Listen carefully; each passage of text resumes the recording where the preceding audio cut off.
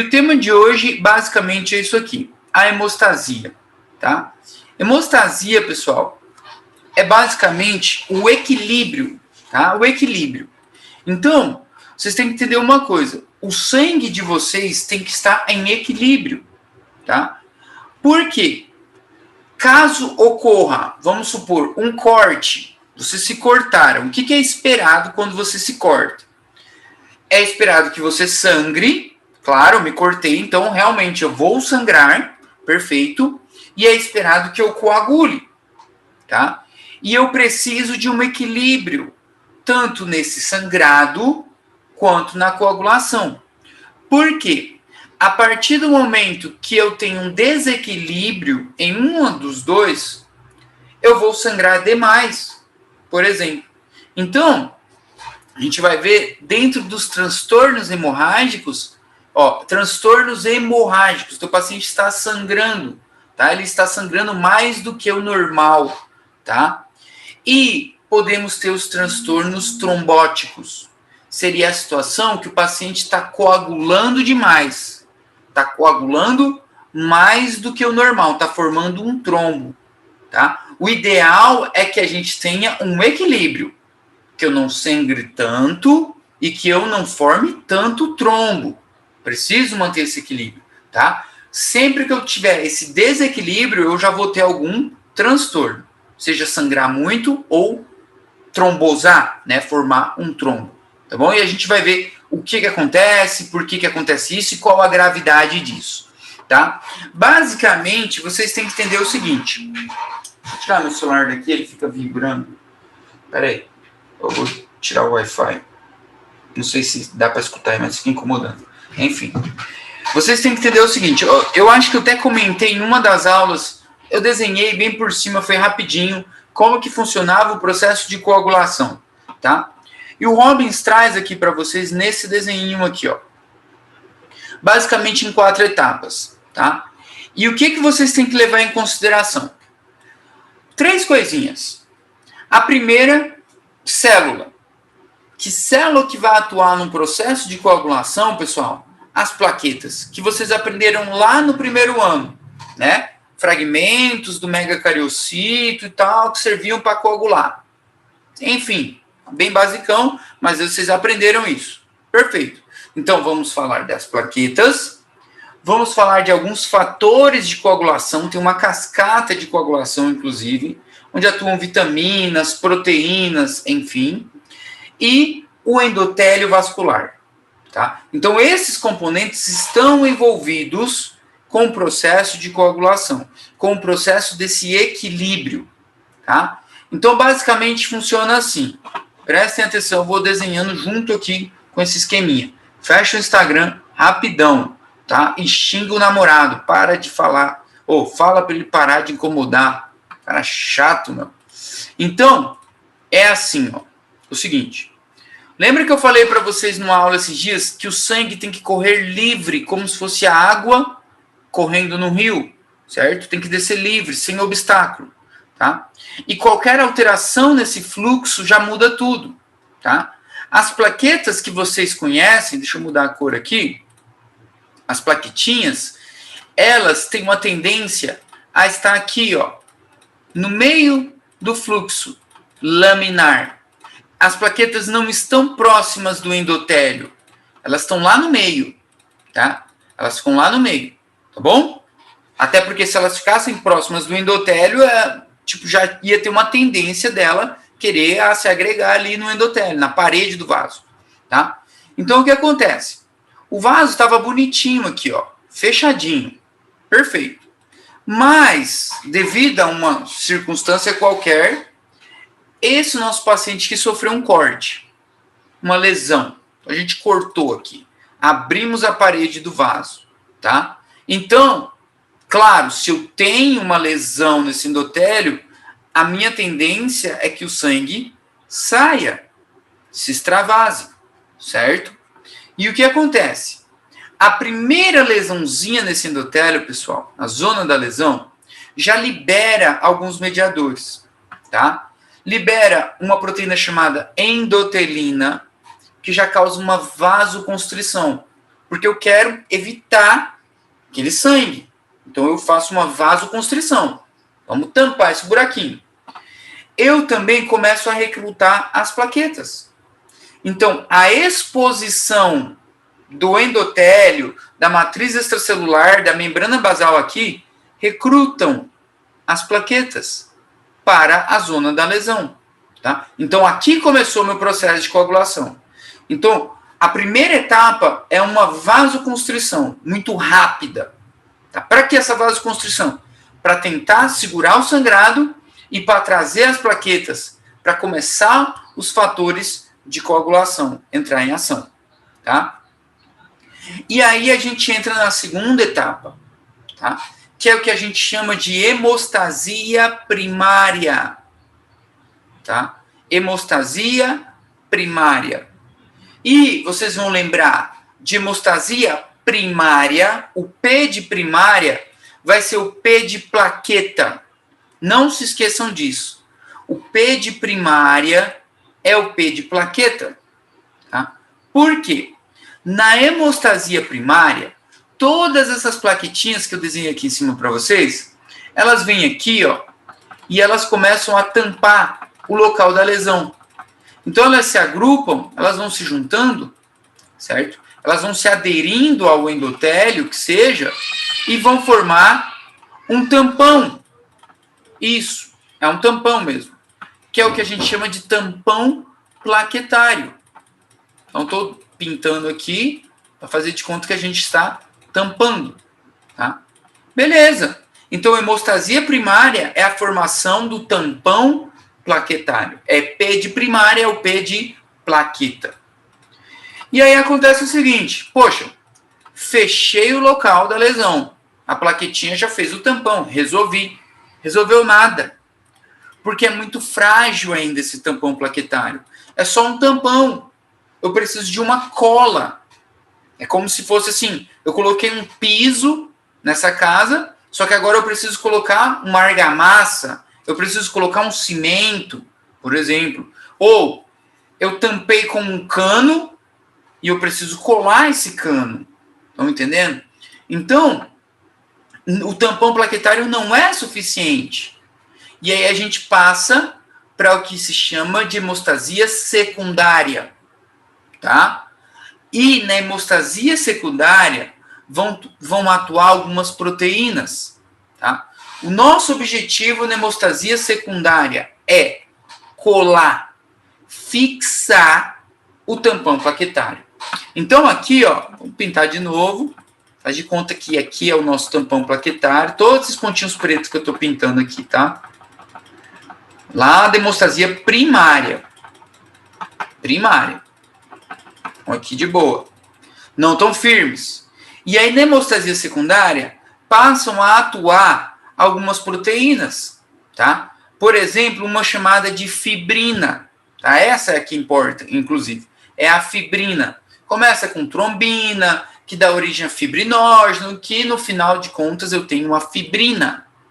E a fibrina, pessoal, vai fazer isso aqui, ó. Tipo assim, uma cola, um cimento. E vai grudar as plaquetinhas, tornando elas mais firmes. Agora sim. Agora a gente tem um tampão e esse tampão tá firme, tá grudado, tá forte. Então estamos num processo, numa fase de hemostasia secundária. Tá bom? Então eu preciso das plaquetas e eu preciso de fibrina, fatores de coagulação, tá?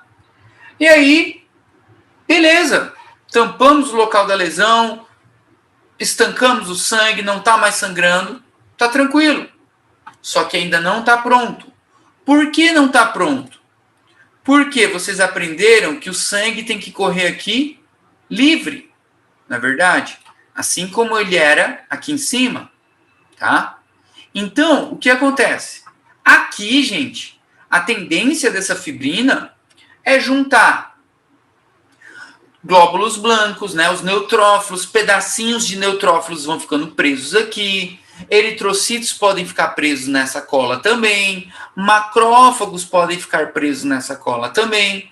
E a tendência é aumentar de tamanho. E aí o sangue vai correr assim, ó. Vai bater aqui e vai fazer uma voltinha. E vai continuar. Isso não está certo. Olha só nessa etapa aqui de baixo. O sangue vem. Opa! Ele tem só esse espacinho aqui para ele atravessar. E ele continua. Tá? Então, ainda não está pronto. Tá? Eu preciso remover o excesso. Igual vocês viram na aula de reparação, de cicatrização. Eu tenho que remover o excesso. Então, também tenho outras proteínas agora. Agora é um processo chamado de fibrinólise. A quebra da fibrina. Fibrinólise. Então, eu venho agora e quebro todo esse excesso aqui. Vou pintando de vermelho aqui, porque vai ser a cor do sangue. Então, gente, eu quebro esse excesso. A plasmina é outra proteína que atua aqui agora. Tá? Etapa de fibrinólise. Quebro o excesso do tampão plaquetário com tudo que ficou grudado nele. Tá?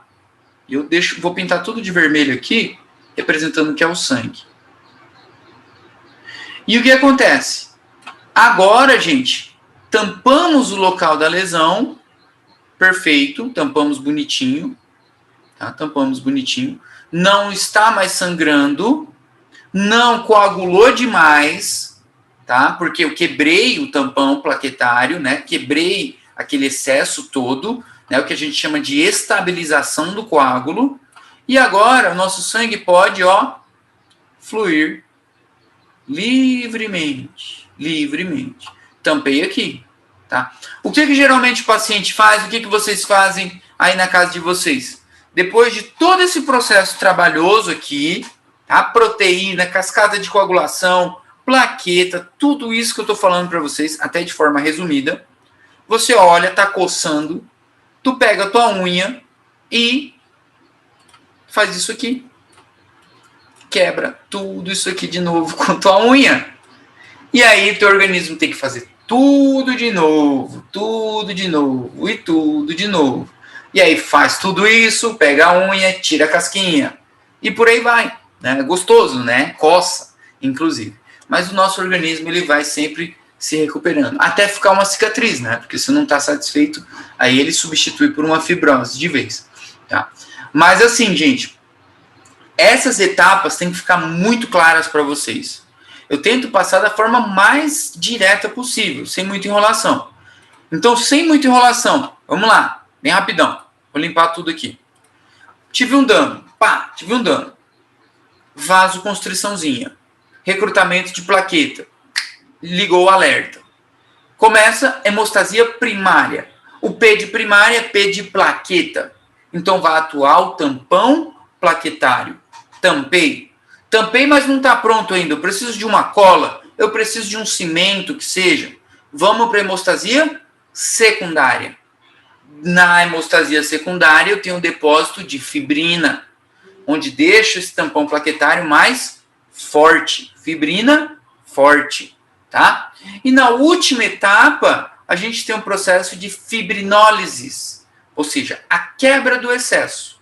Então, eu não quero que forme um trombo. É muito, eu não quero. Eu quero só o suficiente. Então, eu quebro o excesso, o macrófago vai, fagocita esse resto de trombo, etc. E o sangue volta a circular tranquilamente. Tá? Esse é o nosso processo de coagulação.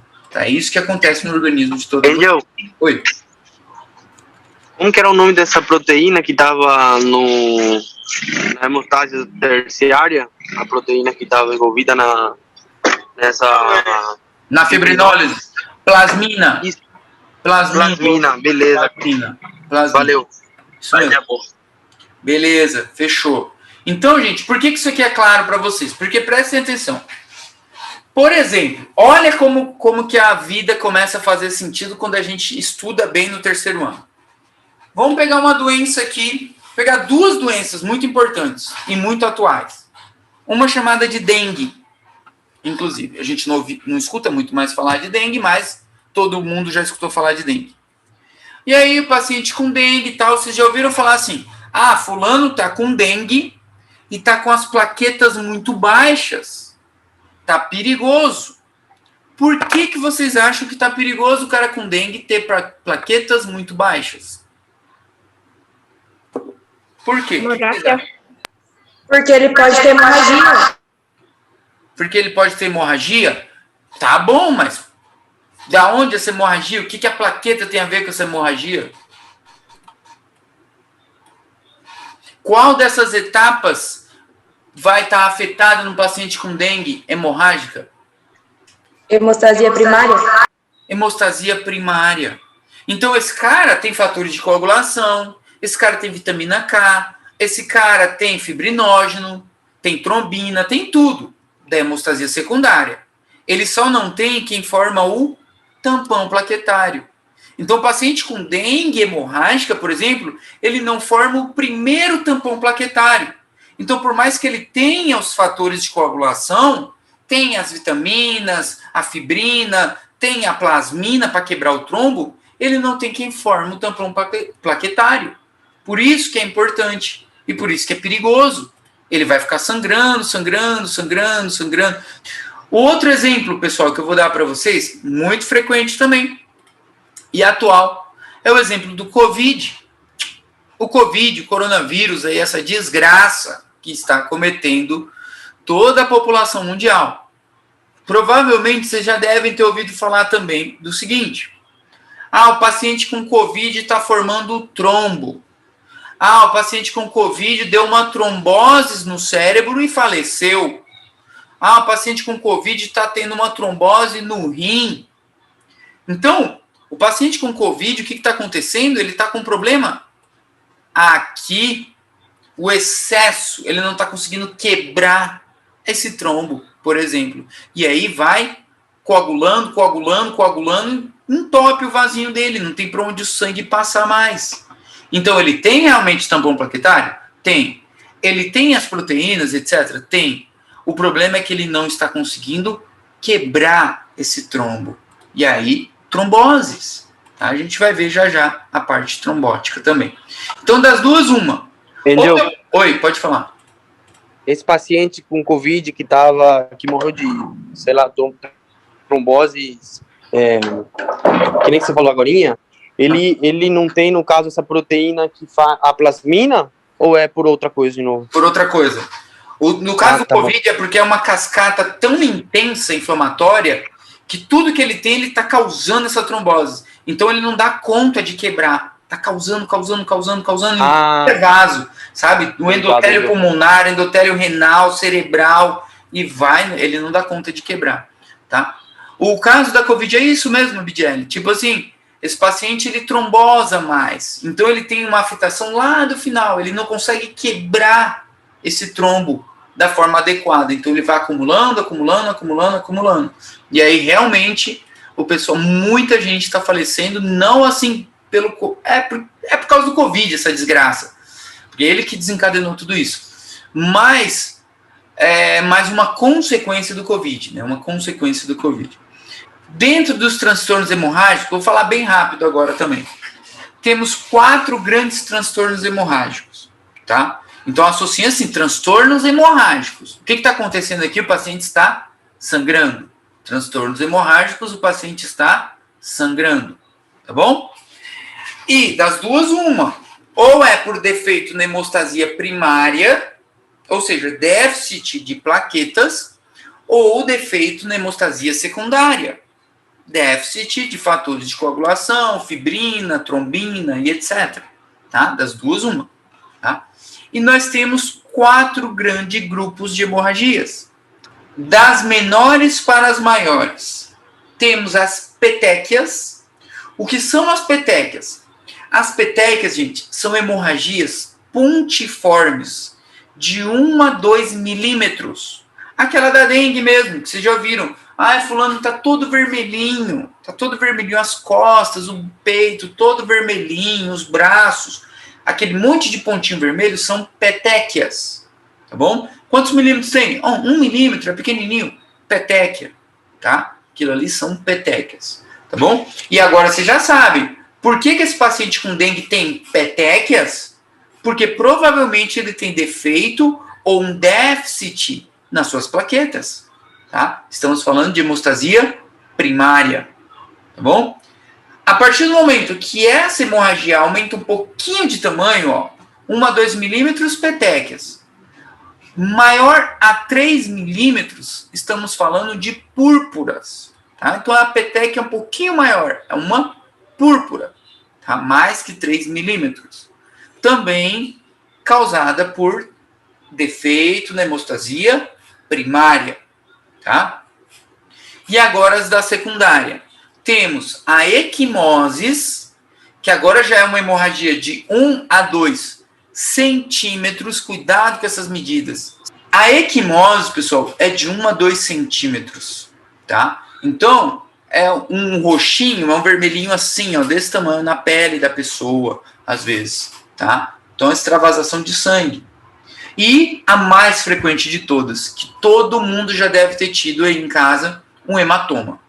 O hematoma é sangue no tecido subcutâneo, tá? E aí, dependendo do tamanho do trauma, esse hematoma pode ficar grande, né? Dependendo da pancada e etc., eu tenho um hematoma, tá? E assim como o hematoma, a equimose são transtornos na hemostasia secundária. A situação do hematoma, provavelmente, não sei se vocês já viram, mas tem algumas pessoas que têm uma tendência a formar hematomas, né? Então, qualquer pancada, a menina bateu, sei lá, o joelho na cama, o joelho já está roxo. Bateu, sei lá, o ombro, às vezes numa parede, esbarrou em alguma coisa, já fica roxo. Então, algumas pessoas têm uma tendência a formar hematoma, né? A sangrar mais ali no músculo, às vezes, ou na articulação. Pode ser transtorno genético, que é o menos frequente mesmo, tá? Né? Porque vocês estão, quem é branquinho aqui, deixa eu ver alguém que é bem branco, sei lá, o Christian é bem branco também, a Mariana, por exemplo, deve estar falando, nossa, eu fico roxa direto, mas não, calma. Ô, Angel. Oi, pode falar. A hemofilia seria isso também, então? A hemofilia, sim, era a hemofilia que eu ia falar. A hemofilia, sim.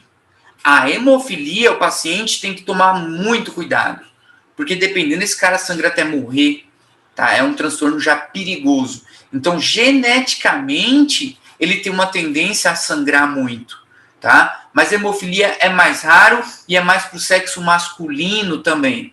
E o paciente com hemofilia sangra mais nas articulações, do joelho, né? Causa uma hemartrose e tal. É algo mais raro. Mas só para vocês saberem que já existe isso também. Né? No futuro vocês vão acabar estudando, tá? Mas não por achar que qualquer pancada vocês ficam roxo, achar que vocês estão doentes, mas não, calma. Também depende, tá? Então aqui, ó, essas duas fotos para vocês, aqui são petequias, tá? Petequias na mucosa digestiva, pode ter, vocês estão vendo. E aqui, basicamente, pessoal, a legenda dessa foto é simplesmente hemorragia cerebral, tá? Mas pelo tamanho e etc, é um hematoma cerebral, tá? Mas seguindo o livro e etc, hemorragia cerebral. E a importância de um transtorno hemorrágico, pessoal, das duas, uma. Teu paciente, vamos supor que teu paciente é muito idoso, o paciente tem 70 anos de idade e está consultando contigo por estar se sentindo cansado, fraco, com falta de ar, e aí tu descobre que ele tem anemia. Esse senhor tem anemia. Ponto final. Quantos anos que ele tem? 70 anos. Tá sangrando. Tá sangrando. De algum lugar. Até que se prove o contrário, esse paciente está com algum sangramento digestivo. Só que a gente não sabe ainda onde. A gente vai descobrir, tá? Então, o transtorno hemorrágico, pessoal, tem essa importância por causa disso. O paciente pode ir sangrando aos poucos por muito tempo. E aí vai ficando com anemia e todo um transtorno sistêmico. Ou o paciente pode sangrar muito e de uma vez. Tomou uma facada, sei lá, um trauma automobilístico, alguma coisa do tipo, e aí esse cara vai morrer por choque hipovolêmico. Ou pior ainda, é no cérebro, como vocês estão vendo aí na foto. O cérebro, gente, do jeito que sangra aqui dentro, o hematoma, aqui dentro, não tem para onde esse sangue ir. Não tem. Então ele começa a expulsar os componentes, expulsa o líquido cefalorraquídeo, ele vai tentando ocupar o espaço que não era para ele estar aí. Daqui a pouco ele começa a querer expulsar massa encefálica, por exemplo. Aí o paciente sofre uma herniação cerebral e vai morrer também. Gravíssimo, inclusive. Tá? Então, dependendo do local, ou seja, o transtorno hemorrágico é algo que tem que tomar cuidado. Mesmo que esteja sangrando um pouquinho e por um tempão, vai ter repercussão, preciso descobrir, preciso resolver. E se ele estiver sangrando rápido, ele vai ter um choque hipovolêmico e vai morrer. E se estiver sangrando no cérebro, ele também vai morrer. Se estiver sangrando no coração, ele também vai morrer. Tá? Se eu não descobrir isso a tempo. Tá? E se ele tiver, que nem com dengue hemorrágica, sangrando no corpo inteiro, de tudo que é lado, sem plaqueta, sem nada, ele também vai morrer. Tá? Então eu tenho que tomar muito cuidado com isso. Essas imagens não são do livro, são fotos de internet, só para vocês verem. Ó, petec é bem pequenininho e púrpura um pouquinho maior. E o hematoma, todo mundo já viu, né? O hematoma. Transtornos trombóticos. Vamos falar deles. Os transtornos trombóticos, pessoal, então vamos lá. Voltando tudo. Hemostasia. Vamos voltar, para ficar bem claro. Hemostasia é o equilíbrio. Se eu não tiver esse equilíbrio, eu posso estar falando de transtornos hemorrágicos. O paciente está sangrando muito. Que vai nos dar petequias, púrpuras, equimoses e hematoma. Petequia e púrpura, hemostasia primária, equimoses e o hematoma, hemostasia secundária. Resumimos. No mínimo mapinha mental a gente resumiu tudo já. Tá? Agora a gente vai para os transtornos trombóticos. Tá? Vamos ver o que acontece no transtorno trombótico. Então, gente, o transtorno trombótico, desculpa, deu uma engasgada. A gente vai falar da formação de trombos. Tá? Então, o trombo é uma massa que vai passar a ocupar a luz do vaso sanguíneo. Tá? E, basicamente, para eu ter a formação de um trombo, eu sigo o que a gente chama de triada de Virchow. Triada de Virchow. E o que é uma triada de Virchow? Prestem atenção, também agora. Fecha o Instagram, o Twitter, sei lá, taca o celular na parede, bloqueia ele, fala que nunca mais vai voltar. Só por 5 minutos, tá bom? Então, aqui a triada de Virchow funciona assim, ó. São componentes que estão relacionados com a formação de trombos. Prestem atenção. Então, o que eu tenho que fazer para formar trombo dentro do meu corpo? O seguinte.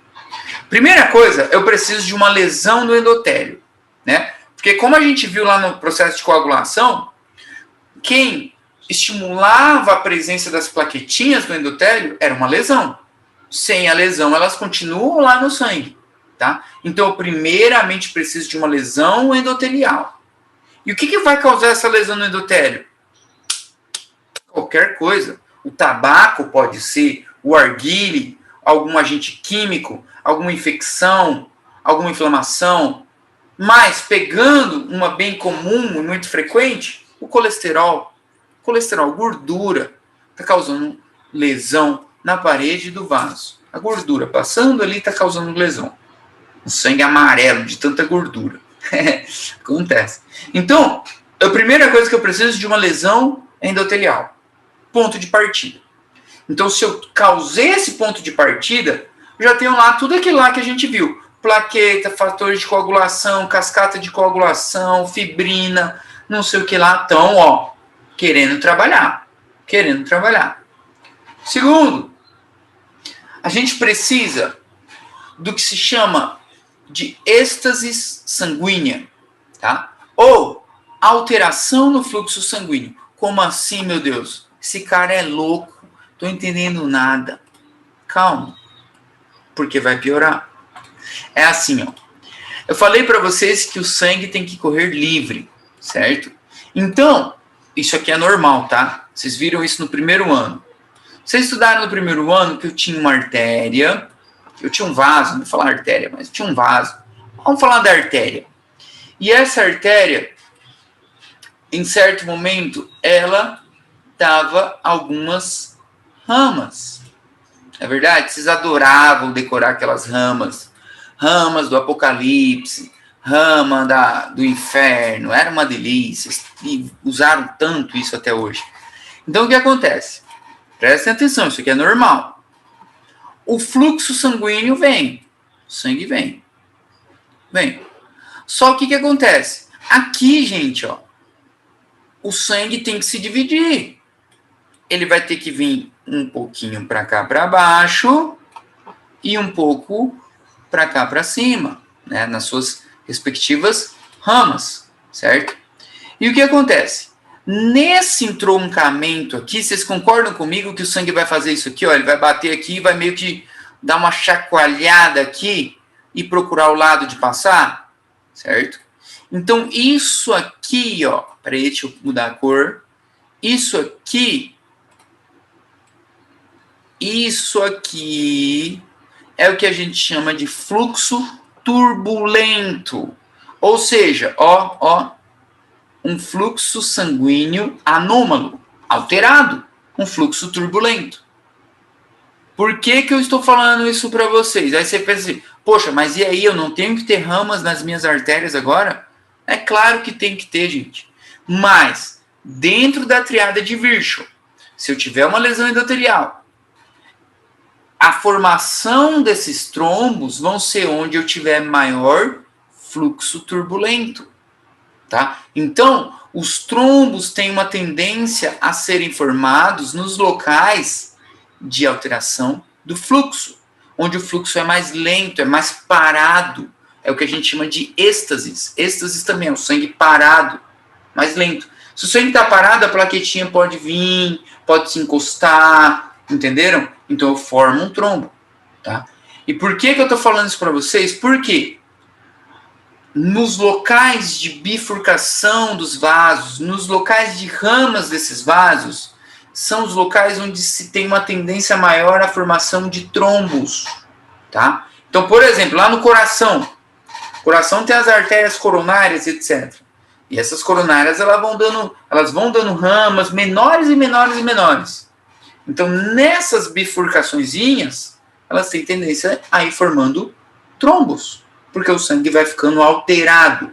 Tá? Então, o segundo componente da triada de Virchow é um fluxo sanguíneo turbulento, ou um fluxo sanguíneo mais lento, tá? Uma êxtase sanguínea, por exemplo.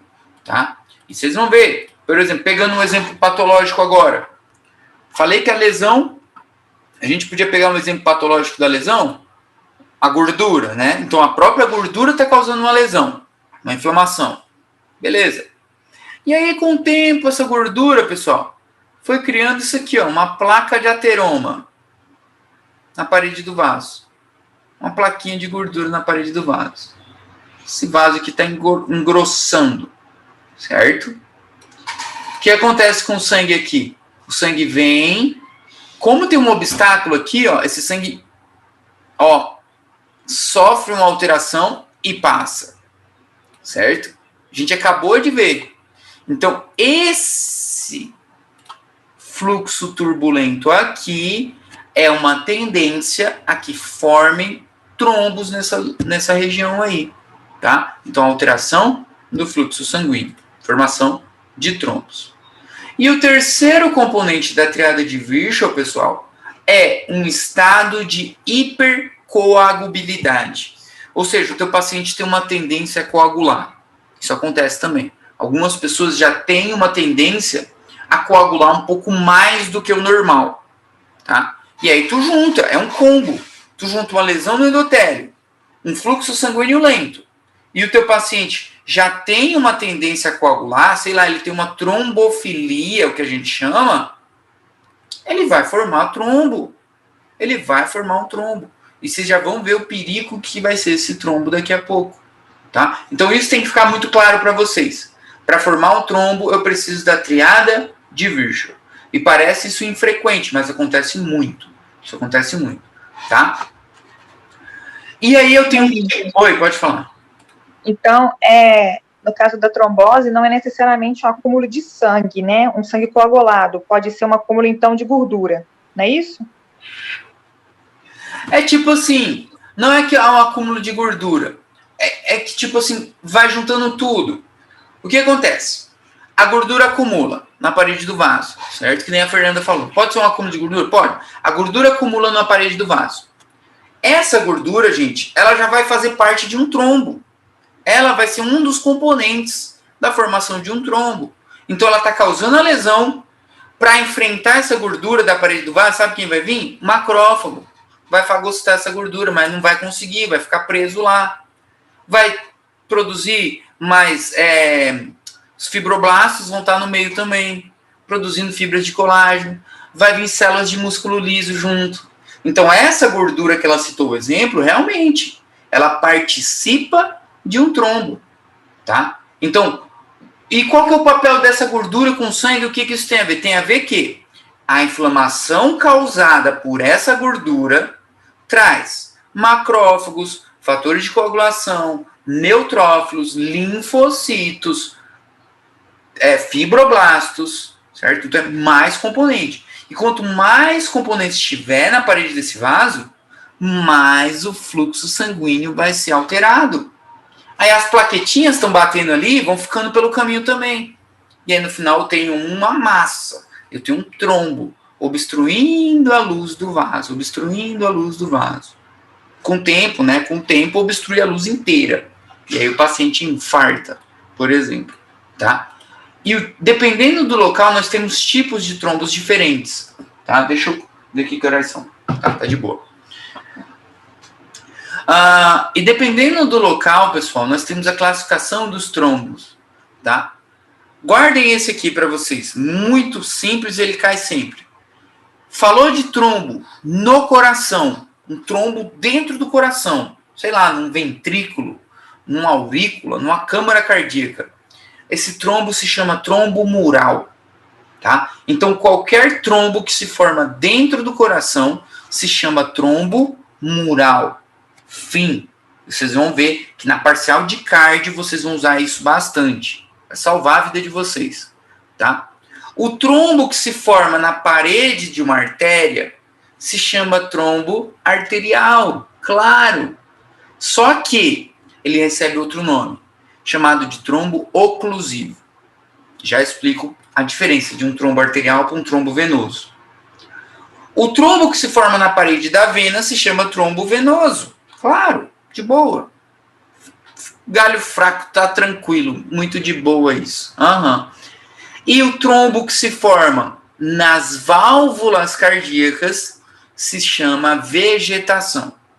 Aí você fala assim, pô, mas você falou que o trombo do coração é mural. A válvula cardíaca está no coração. Tá bom, tá? Mas especialmente a válvula cardíaca, a válvula, seja essa válvula, a mitral, aórtica, pulmonar, tricuspídea, etc. Não importa. Tem um trombo nessa válvula, se chama vegetação, tá? Se o trombo tiver no músculo cardíaco, na parede da cavidade mesmo cardíaca, mural, tá bom? Trombo está na parede de uma artéria, arterial, e na parede da vena, venoso. Qual que é a diferença deles, do arterial para o venoso? O seguinte, vocês estudaram histologia, pessoal? Vou tentar fazer um desenho aqui. Peraí, deixa eu ver se tem um espaço aqui maior para mim. Não tem. Droga. Vou usar esse espacinho aqui. Geralmente, esses desenhos que eu faço, geralmente fazia no quadro, né? Mas devido ao querido coronavírus aí, não dá para fazer. Mas, olha só. Vocês lembram de histologia, pessoal? Nós tínhamos as diferenças de artérias para veias. Eu sei que vocês lembram disso. Tá? Eu sei que vocês lembram. Nós tínhamos que as artérias tinham paredes mais grossas e a vena tinha uma parede mais fina. Então, partindo desse pressuposto, prestem atenção. Vamos fazer aqui o desenho de uma artéria. A artéria, pessoal, como a gente estudou no primeiro ano, a gente lembra que uma artéria realmente tem uma parede bem grossa. Vou fazer de conta que essa aqui é a parede dela. Aqui em cima a parede também. Tudo isso aqui é músculo liso, certo? Músculo liso. E aí, por uma fatalidade da vida, o paciente sempre teve um hábito de vida péssimo. Por exemplo, só comia porcaria, começou a formar um trombo aqui na parede dessa artéria do vaso dele, na parede do vaso, dessa artéria, certo? Então vamos fazer o desenho de um trombo aqui. Por causa do colesterol, enfim, formou um trombo aí. O que acontece? Com o passar do tempo, pessoal, com o passar do tempo, o sangue vai batendo aqui, ó, de boa, o sangue vem, faz uma voltinha aqui e passa para o outro lado. Não tem problema, pode continuar comendo porcaria e sedentário, e fumando, tá? Se drogando, pode continuar, não tem problema, tá? Com o passar do tempo, tá bom? Esse trombo, pessoal, vai crescendo. Vai crescendo. Vai se juntando mais células de defesa, mais plaquetas. E prestem atenção na luz desse vaso. Na luz do vaso. A luz está aqui. Está diminuindo. E aí, cadê o sangue? O sangue vem e está ficando menor o espacinho para ele passar. Todo mundo está acompanhando, né?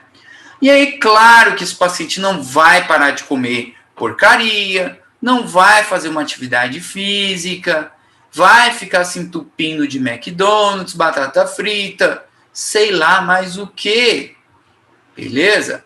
E aí está o nosso famoso trombo oclusivo. Por que oclusivo?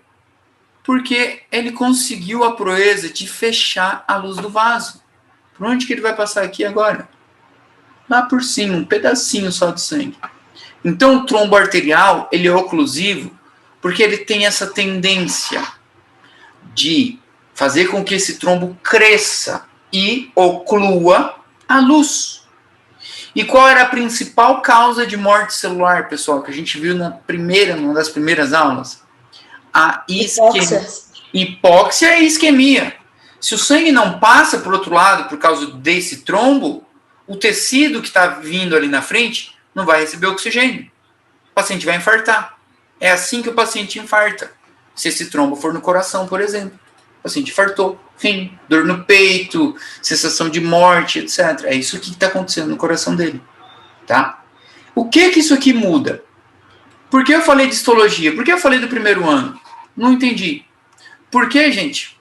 Como a parede da artéria é grossa, tem mais músculo, é forte, ela segura o trombo. Ela mantém esse trombo firme. Então o trombo fica e tem a tendência a crescer nesse lugar. Agora, vamos fazer da veia. O que eu lembro da vena do primeiro ano?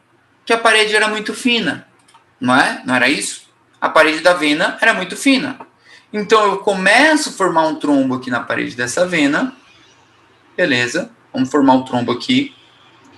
E eu não tenho músculo para segurar esse trombo aqui. Porque é fininha demais a parede. Então, gente, das duas, uma. Ou eu começo a soltar pedaços desse trombo, começam a se desprender. E vão passear pelo sangue, até achar uma veia, um vaso de menor calibre, certo? Ou, realmente, o trombo inteiro se desprende. Deixa eu apagar ele. E o trombo inteiro foi passear pelo sangue. Então, o trombo arterial tem uma tendência a ser oclusivo, porque o músculo da artéria segura o trombo. O trombo venoso, não. O trombo venoso se desprende e vai parar, sei lá no pulmão. E aí o paciente morre. É uma morte súbita. É o que a gente chama de êmbolo, inclusive. Tá? Êmbolo aí é um pedaço desse trombo. A gente já vai falar do êmbolo. Já vou falar do êmbolo para vocês. Mas vocês já têm que entender que ele tem relação com os trombos formados nas venas. Tá? Alguma dúvida? Estão entendendo? Tá de boa? Não sei se o pessoal tá pegando. Espero que estejam. Tranquilo, Andy. Tranquilo. Então vamos lá. Vamos seguir adiante. Segundona. Sextou daqui a pouco. Esse trombo. O que pode acontecer com esse trombo? O Fábio perguntou agorinha. A Fernanda perguntou também. A Bidiele perguntou o que pode fazer, o que eu faço. Jesus. O seguinte. que pode acontecer com o trombo? Ele pode se propagar. O que é se propagar? Ele pode crescer. Então, esse trombo pode acumular cada vez mais plaquetas, cada vez mais fibrina, que é aquela cola, e o trombo se acumula. Principalmente se for na parede de uma artéria, que segura ele bem firme. Se propagou. Esse trombo pode, se não se propagar, embolizar, que é, basicamente, se desprender. Então, que nem eu falei para vocês agora da veia. Se solta, o trombo se solta e vai embora. Até ele achar um vaso de menor calibre. E lá ele fica parado de novo. Certo? Pode, que nem o Fábio perguntou agora. Sei lá, eu tô com suspeita de formação de trombo, meu pai tem histórico de infarto. Ó, pai, o senhor tá com dor no peito, toma essa aspirina aqui, o senhor vai melhorar, vamos direto pro médico. Perfeito. Eu posso dissolver esse trombo, né? Uma dissolução, uma fibrinólise, tá? Então eu posso quebrar o trombo também. Posso quebrar o trombo. Pelo menos resolvi. Ou esse trombo pode se organizar. Que nem eu falei para vocês, o vaso fala assim: "Ô, vai embora não, fica aqui, eu gostei de você. Fica aqui comigo". Então a parede do vaso, né, faz assim: "Não, fica aqui". Então esse trombo se organizou com esse vaso e ele faz parte agora. E aí o vaso que lute, o sangue que lute para passar por outro lugar. Então a gente tem que acabar recanalizando, ó, recanalizando. Então é um trombo muito antigo e o vaso forma um novo canal para a luz, para o sangue poder passar. Tá? Então essa é a evolução do trombo. Cai em prova isso? Claro que cai em prova. Tá em vermelho aí para vocês. Tá? Essas imagens aqui, olha, um coração, gente. Isso aqui é um coração, certo? Aí pergunta assim para vocês sobre esse coração aí, ó. Tipo de trombo, o que vocês falariam? Tipo de trombo. Mural? Como você sabe que é um trombo mural isso daí? Porque você falou que tá no coração, no músculo do coração. Acabou, é isso, gente. Porque se você ficar feito louco, tipo assim, mas será que isso aqui é o trombo meio vermelhinho? Eu não entendo nada. Pra mim não sei o quê. Para, isso é loucura. Apareceu um coração, te perguntou tipo de trombo? Trombo mural. Agora, se fosse uma válvula cardíaca e perguntou tipo de trombo, uma vegetação, já era. Não tenho que discutir, tá? Isso aqui, gente, é o que a gente chama de aneurisma. Aneurisma a gente vai ver depois o que é um aneurisma, tá? Mas é uma dilatação da parede, ó. O vaso estava vindo aqui e dilatou, tá? Dilatou por quê que esse vaso dilatou? Porque tinha um trombo. E aí, muita força, o vaso dilatou. Olha a parede desse vaso, toda amarela. Sabe o que é isso aqui, muito amarelo? Gordura. Essa imagem aqui é muito boa, mas basicamente é tudo isso que eu estou falando para vocês. Ó. A gente tem... Que órgão é aquele lá que você mostrou? Você falou que é aneurisma. Isso aqui é uma aorta abdominal.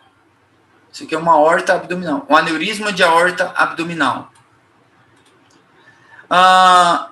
Peraí, alguma pergunta no chat? Aparece bastante anatomia de Gray. Tá bom, deve aparecer, eu não sei, mas tá bom. O seguinte, aqui, gente, essa imagem é do livro do Hobbes, da 7ª edição, do livro mais antigo, que fala o que pode acontecer com o trombo. Ó. Ele pode se resolver, dissolver o trombo, a luz voltou normal. Ele pode se desprender e embolizar, vai parar no pulmão, o paciente morre. Ele pode se organizar a parede do vaso e ocorre uma recanalização, tá?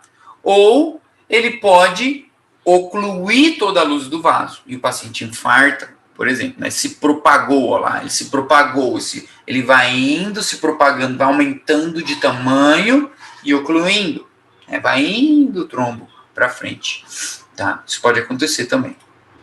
E para terminar, um dos temas mais importantes, a embolia.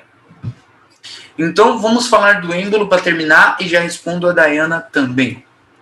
Então, primeira coisa que vocês têm que entender. O que é um êmbolo? Um êmbolo, gente, é o seguinte. É uma massa que se desprendeu do seu ponto de origem. Isso se chama êmbolo. Trombo é o ponto de origem. Então, eu formei um trombo. Por exemplo, formei um trombo na minha perna. Na minha perna não, Deus me livre. Formou um trombo na perna do teu paciente. Ali é um trombo. e vamos supor que metade desse trombo se desprendeu, o que se desprendeu a gente vai chamar de êmbolo. Tá? Então, isso é um êmbolo. Pode se desprender o trombo inteiro e vai ser chamado de êmbolo do mesmo jeito, ou partes desse trombo. E aí são microêmbolos, são êmbolos e etc. O que vocês têm que entender do êmbolo? É uma massa que pode ser sólida, líquida e gasosa. O êmbolo não é unicamente sólido. Tá? Isso daí muita gente erra em dia de prova também. Porque acha que êmbolo é uma massa sólida. Negativo. Tem embolia gasosa também, inclusive bolha de ar dentro da circulação sanguínea. Acontece, tá? Então coloquem na cabeça de vocês que o êmbolo é uma massa, seja ela sólida, líquida ou gasosa, que se desprende do seu ponto de origem, tá? E vai parar num local distinto. Melhor ainda, sem conexão anatômica, tá? Então ela não tem conexão anatômica com o seu ponto de origem. O ponto de origem era na perna, agora está no pulmão. Isso é um êmbolo, tá? Primeira embolia para vocês. Embolia de pulmão. Tá? E aí a Dayana perguntou assim. Cadê a pergunta dela? A tromboembolia, a origem do trombo sempre será de uma veia? Não. Tá? Não. Mas, como eu expliquei para vocês agorinha, que a parede da vena é mais frágil, é mais fraca, então as venas têm uma tendência maior a liberar êmbolos, porque ela não segura muito bem o trombo. Então vai soltando os pedaços. Então tem uma tendência maior. Mas eu não posso usar a palavra sempre. Tá? A gente vai ver que existe tromboembolia que o paciente, por exemplo, vou explicar para vocês. Aí eu já falo essa do pulmão. O paciente está com um trombo mural. O trombo mural era lá no coração, certo? E aí esse trombo mural do paciente está soltando pedacinhos do coração dele. Pedacinhos. E esses pedacinhos a gente chama de êmbolos. Pode ser microêmbolos que seja. O coração tem uma puta cavidade, né? Tá de boa, esses microêmbolos não causam nada, tá? Sai lá, cadeado da aorta, etc. Só que a gente tem um caminho arterial para o cérebro. E no cérebro temos vasinhos menores. Então o que acontece? Nós temos lá um trombo do coração que está soltando fragmentos, êmbolos. E esses êmbolos vão parar no cérebro do teu paciente. E esse teu paciente tem o que a gente chama de AVC, acidente vascular cerebral. Então entupiu algum vasinho pequeno do cérebro e parte desse cérebro vai ficar sem oxigênio. Da onde veio esse trombo? Do coração, por exemplo. Então não é necessariamente exclusivo das veias, tá? Isso tem que ficar claro para vocês. Tem uma tendência maior vindo das venas, porque a parede é mais fraca, tá? E aí já explico para vocês essa daqui. Embolia de pulmão. Prestem atenção nela, que essa daqui mata. E talvez tenha no Grace. Sei lá, para quem assiste. O que acontece? Nossa paciente, gente, ela tem isso aqui, ó. Vou falar para vocês. Lesão endotelial. Ela tem hipercoagulabilidade e ela tem êxtasis, sangue parado. O que ela tem? Vai formar um trombo, tá? Vai formar um trombo. E o que acontece?